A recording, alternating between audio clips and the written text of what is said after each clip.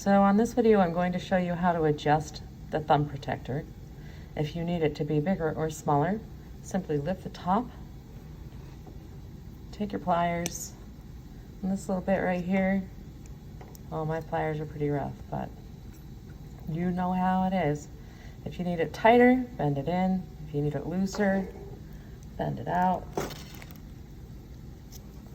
Fold the top back over, and you can also bend this top portion in if you need a tighter fit. You can bend this portion in if you need a tighter fit. It's completely adjustable. I like to kind of wear a band-aid under mine when I'm using it just so it doesn't slide at all. You can use yours however it's the most comfortable for you.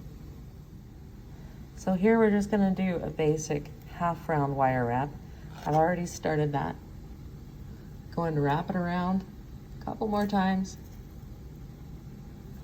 just to give you an idea. Then with a thumb protector, you can push that wire flush and then come in with your pliers, flatten it out,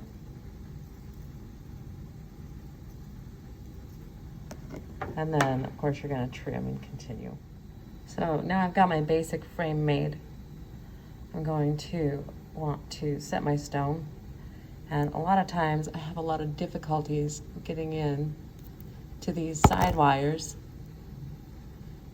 without marring them. I'll just come right in here with that thin thumb, and it makes this job so much easier. I don't know if you've ever struggled to get in there with your pliers, but it sure does make it hard. This makes your life a lot easier. So a lot of times when you get a little bend or a kink in your wire, I'll usually use like a plastic plier to straighten that out, but with the thumb saver, you can just go ahead, take the flat side of your thumb saver, just run it down, straighten that wire out.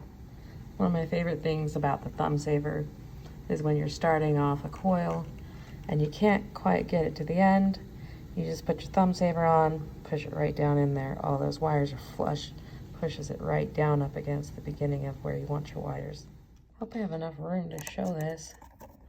So when I'm forming my wires, I do like to use my little thumb guard.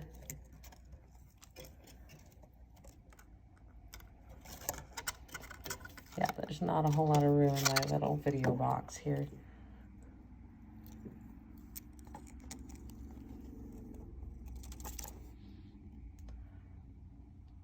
But as you can see, it does help a lot to be able to form those wires with the thumb guard. Some people like to use the round pliers. I do take the thumb guard off and on while I'm working. I'll usually just slide it off to the side. When I'm ready to put it back on, it slides right on. It does have a little extension here where you can hold it with your other finger, make it more secure. Now that I've got my bail made, I'm going to want to lift the wires in the back and wrap the ends around that to secure it. And again, sometimes it can be really difficult to get pliers in here, but with this guy you can just put your nail underneath and then lift. Hopefully the camera will focus and show this. Oh, hopefully it works better on the other side. So again, I'm just gonna stick that nail underneath, pull that wire away. It's gonna make it really easy to work with. I'm gonna wrap these wires around it, and then I'm gonna press it down. So here I'm starting the basic 5-2 wrap. You can see that I've got the first 5 loops around that square wire. I'm gonna go ahead and take the nail of my thumb saver, push them down. Now you can see they're good and flush. I'm probably not going to record a whole lot of me doing this 5-2 wrap because y'all have done this. Probably 1,000 times you've seen this done. And again, I take this guy off and on. It's easy to slip on. take off, slide the wires flush, and then just keep wrapping. I'll show you when this 5-2 wrap is finished. Okay, so there's that finished 5-2. Now, this is definitely not a video to instruct you how to do this design at all. I'm just trying to show you how to use the thumb saver.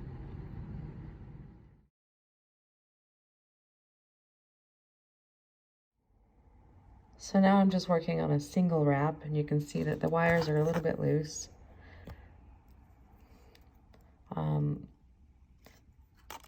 See if the camera will focus. There we go. So you just take the end of the thumb, push the wires tight. This helps reduce, some of the stress on the rest of your fingers so that you don't end up with a bunch of calluses and blisters at the end. You can wrap it a little looser, take some time, slide that wire back up there. So on my pieces, when I'm finished, I like to secure the curls or the final pieces to the frame. The problem I run into with my pliers is that when I try to lift that frame, it usually marks it up pretty bad. So with the thumb saver, again, you can just stick the nail under there, lift that frame up, and that'll give you room to run your wire through there. Then you can just take the flat end of your thumb saver when you're finished, push it back down. So I'm gonna go ahead,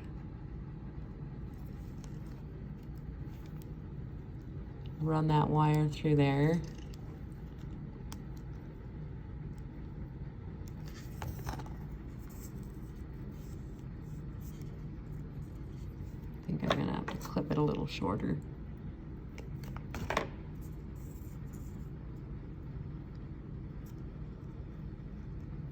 After this video, I think I might have to invest in like some photo or video editing software. I haven't really made a lot of videos, so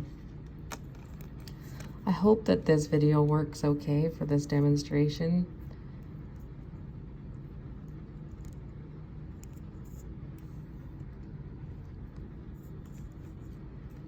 I hope that you enjoy the thumb saver as much as I do. Like, I don't know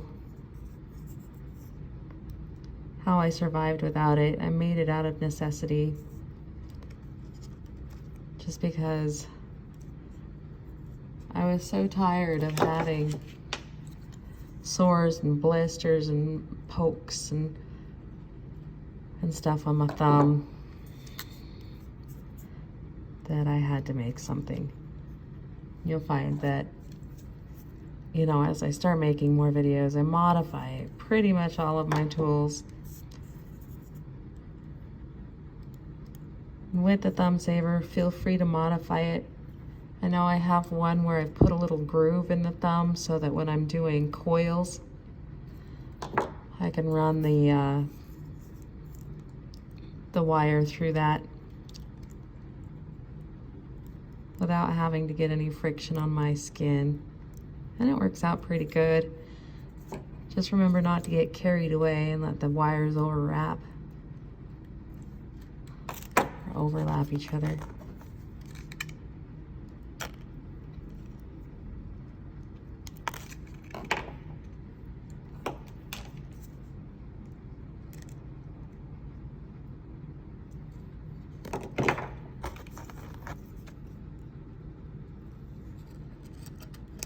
Again, I'm just gonna push this down against that stone so it stays in place. This piece is about halfway through. I'm probably not gonna finish this piece on this video, but I hope you appreciated or enjoyed the video. This is my thumb saver. I hope it can save your thumb too. Thanks for your support.